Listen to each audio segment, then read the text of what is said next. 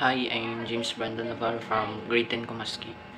And andito ako ngayon upang basahin ang aking isinulat na tula na pinabangatang kahirapan. Sa kahirapan o kahirapan, isa ang problema sa mamamayan, lalong-lalo na sa bayan, iyong ginawang pulubi ang kadalasan. Mahirap mang isipin na ang bayan hawak mo pa din. Sila sana'y mapukaw, sa paghahari mo'y mabibitaw. Kaming mga kabataan, sa paghahari mo'y di kami palilinlang.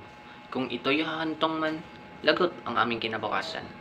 Bulsay walang laman, walang mabili sa hapagkainan. Tumutunog ang aking tiyan, butot balat ang aking katawan. Dulot na rin ng katamaran, kahirapan di mawakasan. Palaging umaasa sa tulong mamamayan, sa gobyerno at sa lipunan. Kailan masosolusyonan ito? May magagawa pa kaya ang ating gobyerno? Ang sagot ay oo, kapag tapat ang nakaupo dito. Kaya pagdating sa halalan, yung boto'y huwag pirahan. Isaalang-alang sa karapat-dapat na manunungkulan para sa lahat. Tandaan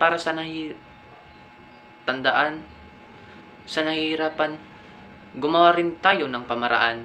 Dahil kung tayo'y mananatiling tamad man, kahirapan di mawakasan.